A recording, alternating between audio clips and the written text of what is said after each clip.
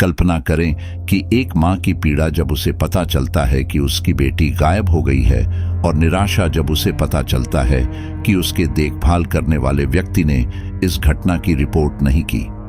आज हम आपको आना और उसकी बेटी की गुमशुदगी की कहानी बताएंगे, जिसमें पता चलेगा कि कैसे सौतेले पिता को घटना की रिपोर्ट नहीं करने के लिए दोषी ठहराया गया। यह रहस्य, लापरवाही और जवाबों की अनवरत खोज की कहानी है। चलिए शुरू करते हैं।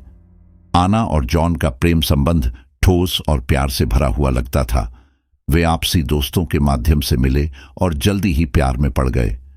जॉन हमेशा आना और उसकी बेटी क्लारा की भलाई के बारे में चिंतित रहते थे।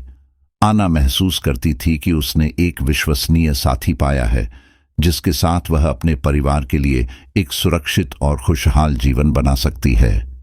वे मिलकर भविष्य के लिए सपने और योजनाएं साझा करते थे, और जॉन वास्तव में क्लारा की भलाई के लिए प्रतिबद्ध लगते थे। लेकिन क्या यह पूर्णता की छवि वास्तव में सच थी? क्लारा एक खुशमिजाज और जीवन से भरी हुई लड़की थी, जिसे जानने वाले सभी लोग प्यार करते थे। उसकी मुस्कान संक्रामक थी और उसे पड़ोस के अपने दोस्तों के साथ खेलना बहुत पसंद था।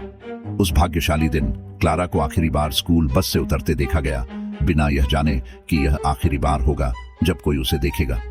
जॉन और क्लारा का बहुत ही खास संबंध था। वह उसे प्यार और ध्यान से देखते थे और उसकी दैनिक जीवन में सक्रिय भाग लेते थे। जॉन उसे स्कूल ले जाते थे, उसके होमवर्क में मदद करते थे और पार्क में उसके साथ खेलने में शाम बिताते थे। क्लारा जॉन को एक प्यारी और सुरक्षात्मक पिता की तरह देखती थी, और वे दोनों एक साथ कई खुशहाल पल बिताते थे। लेकिन क्या हुआ जिससे सब कुछ बदल गया? हालांकि यह पूर्णता की छवि तब टूट गई जब जॉन ने क्लारा की गुमशुदगी की सूचना अधिकारियों को नहीं दी। उन्होंने कहा कि उन्हें लगता था कि क्लारा सुरक्षित है, लेकिन सबूतों से पता चला कि उन्हें उसकी गुमशुदगी के बारे में पता था और उन्होंने कार्रवाई नहीं की। आना, निराश को क्लारा की गुमशुदगी के बारे में तब तक पता नहीं चला जब तक बहुत देर हो चुकी थी। लेकिन जॉन ने ऐसा क्यों किया? क्लारा के स्कूल ने उसकी लंबी अनुपस्थिति की रिपोर्ट दी, जिसके बाद पुलिस ने जॉन पर शक करना शुरू कर दिया। जांचकर्ताओं ने क्लारा के घर का दौरा किया और उसकी अनुपस्थिति का कारण समझने की कोशिश की, और देखा कि जॉन अपने जवाबों में नर्वस और अस्पष्ट थे। उन्होंने शुरू में दावा किया कि क्लारा रिश्तेदारों के साथ है, लेकिन ठोस विवरण प्रदान नहीं कर सके। अधिकारियों ने जांच को तेज कर दिया, फोन रिकॉर्ड की जांच की और पड़ोसियों से पूछताछ की। उन्हें पता चला कि क्लारा की गुमशुदगी के हफ्तों पहले जॉन ने अजीब व्यवहार किया था, जिससे संदेह और बढ़ गया।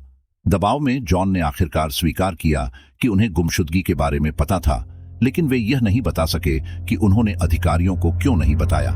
जांच के दौरान उनकी लापरवाह दृष्टिकोण ने सार्वजनिक आक्रोश और आना की पीड़ा को बढ़ा दिया। लेकिन क्लारा कहाँ थी? अधिकारियों को आखिरकार हफ्तों बाद क्लारा की गुमशुदगी की सूचना दी गई। आना तबाह हो गई थी। खुद को जॉन द्वारा धोखा दिया हुआ महसूस कर रही थी, जिसे उसकी बेटी की रक्षा करनी चाहिए थी। जांच में पता चला कि जॉन को गुमशुदगी के बारे में पता था, और उन्हें लगता था कि क्लारा की जैविक मां उसे रिश्तेदारों के पास ले गई है। जॉन की लापरवाही के कारण उन्हें दोषी ठहराया गया और पर्यवेक्षण के साथ निलंबित सजा दी गई। इस बीच आना ने कभी भी क्लारा की तलाश नहीं छोड़ी। उन्होंने मीडिया से भावनात्मक अपील की और खोज में सक्रिय रूप से भाग लिया, तस्वीरें बांटते हुए और अपनी बेटी के ठिकाने के बारे में जानकारी मांगते हुए। लेकिन क्या क्लारा के लिए कोई उम्मीद थी? सप्ताहों की पीड़ा के बाद पुलिस ने पाया कि क्लारा एक दूरस्थ स्थान पर छिपी हुई थी। सौभाग्य से उसे सुरक्षित बचा लिया गया और उसकी मां के साथ पुनर्मिलन हो गया। आना और क्लारा की कहानी हमें याद दिलाती है कि हमें जिनसे प्यार है, उनकी तलाश कभी नहीं छोड़नी चाहिए, चाहे परिस्थितियां कैसी भी हों। जॉन, जिनका असली नाम क्रिस्टोफर पामेटर है, को शार्लोट, उत्तरी कैरोलिना में अपनी सौतेली बेटी मडालिना कोजोकारी की गुमशुदगी की रिपोर्ट नहीं करने के लिए दोषी ठहराया गया था। नवंबर 2022 से गायब मडालिना को अंततः एक विस्तृत जांच के बाद पाया गया।